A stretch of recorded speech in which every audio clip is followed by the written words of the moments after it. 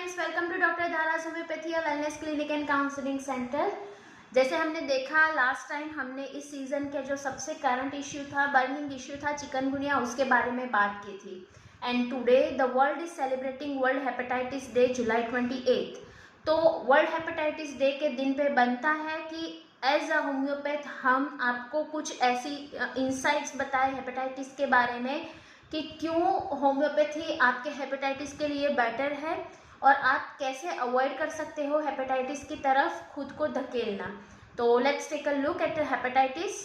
क्या हेपेटाइटिस है, कितने टाइप्स है, और उसके साथ साथ में पुराना एक यूट्यूब वीडियो है हमारा जिसके अंदर हमने लीवर के डिसऑर्डर्स और उसके अंदर होम्योपैथी और डाइट वो पूरा का पूरा कवर किया हुआ है। उसकी भी लिंक शेयर कर दूंगी, please have a look at that also.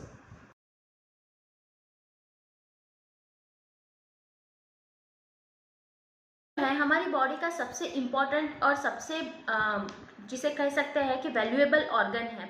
कैसे? जैसे कि एक मोबाइल के लिए सबसे इम्पोर्टेंट वैल्यूएबल चीज़ क्या है जिसके ऊपर मोबाइल का पूरा एग्जिस्टेंस टिका हुआ है, वो है उसकी बैटरी।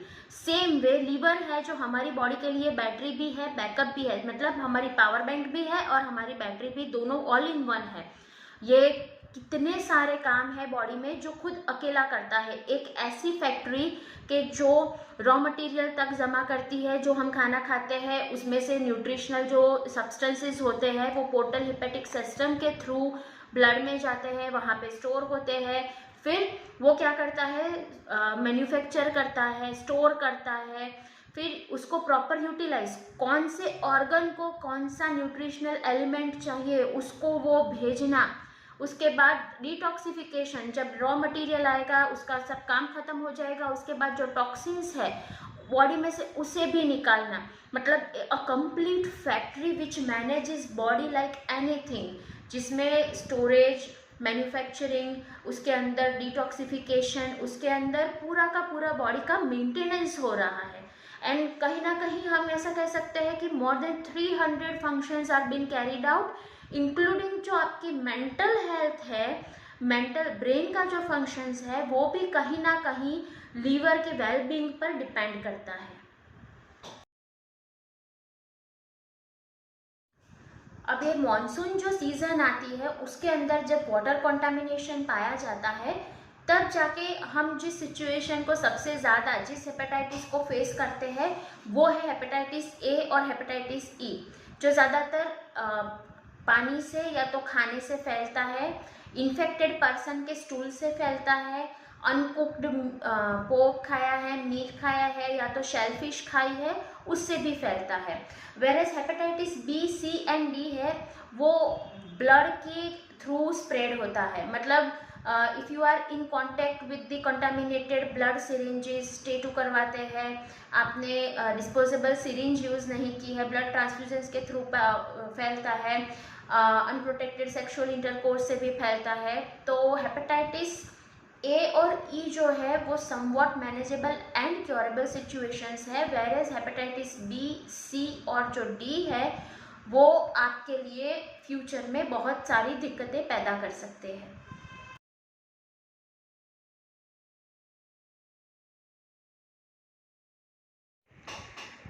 हेपेटाइटिस ए और ई में क्या होता है, जैसे कि मैंने बताया कि ये वाटर बॉर्न या तो फूड बॉर्न डिजीज है, कंटामिनेटेड वाटर से, कंटामिनेटेड फूड से फैलता है और ये परफेक्ट सीजन है उसके फैलने के लिए। बारिश बहुत है, बारिश का पानी इधर उधर फैलता है, कभी कभी सीएच का पानी उसके अंदर मिक्स हो जाता है। इस सिचुएशन में सबसे ज़्यादा देखा जाता है हेपेटाइटिस ए, हेपेटाइटिस ई। और शुरुआती सिम्टम्स होते हैं उल्टी आना, पेट में दर्द होना, सर दर्द होना, बुखार आना, डायरिया हो जाना, आँखें है, नाखून है, स्किन है, कंजक्टाइवा है, सब येलोइश हो जाना, पेशाब गहरे रंग का हो जाना, स्टूल गहरे रंग का हो जाना। तो अगर कुछ भी ऐसा लग रहा है आपको तुरंत ही डॉक्टर के पास जाइए and get your self checked. अब हेपेटाइटिस बी, सी और डी के बारे में बात करते हैं। तो सबसे बड़ी जो चीज़ है कि कोई भी व्यक्ति जो है वो इसके रिस्क में है, क्योंकि आपको पता नहीं चलता कि ये आपकी बॉडी में कब घुसा, कैसे घुसा। जैसे हमने मोड ऑफ ट्रांसमिशन की बात की, तो exchange of body fluid, tattoo, needle के यूज़, ब्लड ट्रांसफ्यूजन, इन सारी चीज़ों से जब होता है तो होने के बाद तुरंत ही इसके सिम्टम प्रोड्यूस नहीं होते। ये वायरसेस जो है बी, सी और डी वाले, वो आपकी बॉडी में सालों तक चुपचाप बैठे रह सकते हैं लीवर में, अपना घर बनाकर, अपनी कॉलोनी बनाकर, और सालों के बाद सिम्टम प्रोड्यूस कर सकते हैं। कभी कभी ऐसा होता है कि सिम्टम ही नहीं होते, एक्सीडेंटली डायग्नोस हो जाता है। तो अब सिम्टम्स अगर होते हैं तो क्या होते हैं, तो कभी कभी पेशेंट आते हैं कुछ ऐसी कंप्लेंट्स के साथ, थकान बहुत लगती है, आंखों के नीचे काले धब्बे हो जाते हैं, स्किन पे खुजली बहुत आती है, दाने दाने से उभर आते हैं, स्किन के ऊपर वाइट कलर के पैचेस पड़ गए हैं। इसके अलावा ऐसा होता है कमज़ोरी बहुत आती है, उल्टी आती है, उल्टी में येलो कलर का कुछ लिक्विड आता है, पेशाब गहरे रंग का होता है, स्टूल गहरे रंग का होता है। लेटर ऑन स्टेज में राइट हाइपोकॉन्ड्रियल लीवर वाला जो हिस्सा है पसलियों के नीचे का, वहाँ पर दर्द होता है। तो जब आपको पेशेंट एक ऐसी परफेक्ट फिनोमिनल हिस्ट्री दे रहा है तो आप तुरंत ही इन्वेस्टिगेशन करवाना बहुत ज़रूरी है। अब बात करते हैं ट्रीटमेंट की। The main purpose why we are making the videos is कि आप जान सके कि ऐसी सिचुएशंस में होम्योपैथी आपके लिए क्या कर सकती है।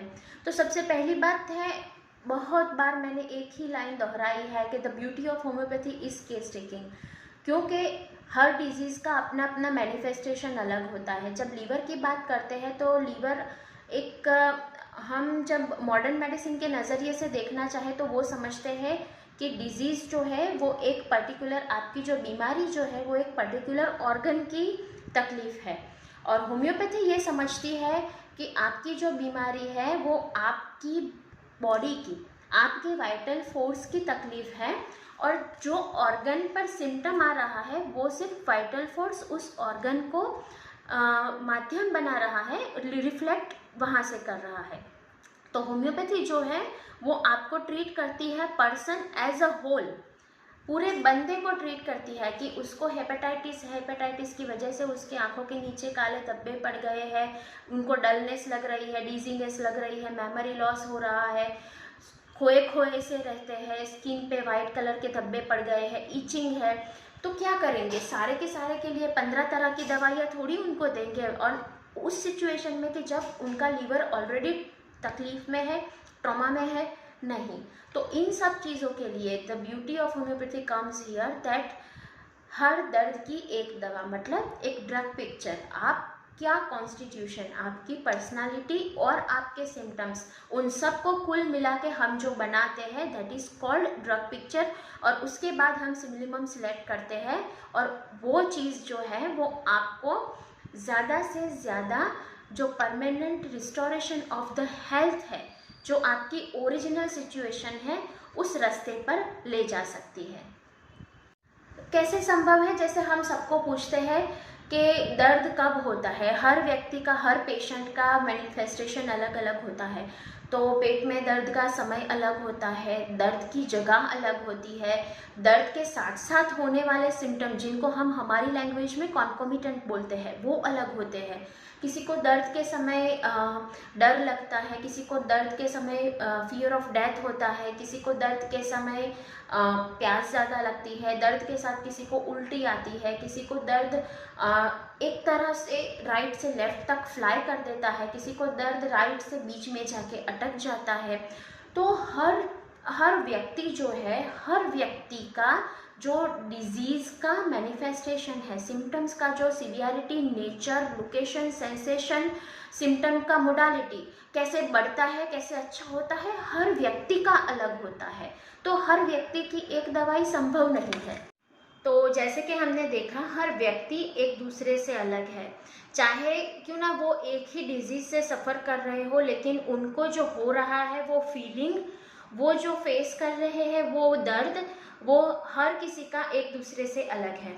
एंड होम्योपैथी, उसकी जो स्पेशलिटी, जो ब्यूटी है वो है homeopathy looks beyond the pathology and part. उसके लिए ऐसा नहीं है कि ये लीवर है तो ये बस ये 10 दवाई सिर्फ लीवर की, मतलब वही लीवर की दवाई उसके स्किन का, उसके दिमाग का, उसके डल डिजी ड्राउजीनेस का, उनके थकान का, उनके धब्बों का, सबका इलाज वो एक ही दवाई कर सकती है। तो that is what we call the beauty of homeopathy. And once again, सबसे बड़ी बात जो है वो है कि हेपेटाइटिस होने से बचना है। जब हेपेटाइटिस ए और ई की बात आती है तो आपको प्रिसाइजली जब ऐसी सीज़न है उन सीजन्स में ध्यान रखना है। उन सीजन्स में आप वाटर कंटामिनेशन, फूड कंटामिनेशन के शिकार ना हो, ये ध्यान रखना है। जब हेपेटाइटिस बी, डी और सी की बात आती है तो आप एहतियात बरतें, डायरेक्ट बॉडी फ्लूइड के एक्सचेंजेस से बचें, ब्लड ट्रांसफ्यूज़न के समय एहतियात बरतें, नीडल्स जो है डिस्पोजेबल यूज़ करें। टेटू जब करवाते हैं, बहुत फैशन में इन ट्रेंड है आज, तो कभी कभी वो सबसे बड़ा सोर्स होता है, तो उसमें जो प्रिकॉशंस लेने हैं वो सब आप एहतियात बरतें। एंड बाकी वर्ल्ड हेपेटाइटिस डे पे सिर्फ यही मैं कहना चाहूँगी कि लीवर जो है वो एक लाइफस्टाइल का पैरामीटर है। तो अगर आपको लीवर को स्वस्थ रखना है तो आपकी लाइफस्टाइल स्वस्थ रखें, और लीवर को डैमेज से बचाना है तो अनाप शनाप गोलियां जो खाने की लोगों को आदत है, सर दर्द हुआ गोली, थोड़ी सी सर्दी हुई गोली, थोड़ा सा जुकाम हुआ गोली, थोड़ा सा गले में दर्द हुआ गोली, हाथ पैर दर्द कर रहे हैं गोली। तो ये जो छोटी छोटी बातों पे हम टॉक्सिन जो लेते हैं वो कहीं ना कहीं लीवर में जाके जमा होते हैं, और कहीं ना कहीं आगे जाके ये बहुत बड़ी तकलीफ़ का रूप बन सकते हैं। तो क्यों ना आप अपनी छोटी छोटी तकलीफ़ों के लिए होम्योपैथी लें, और छोटी छोटी तकलीफ़ों को एक ऐसे सेफ तरीके से हैंडल करें ताकि वो आगे जाके आपके लीवर को कोई नुकसान ना पहुंचाए। Stay tune with doctor Daraj homeopathy. Keep watching, please subscribe and please hit the bell icon for the fresh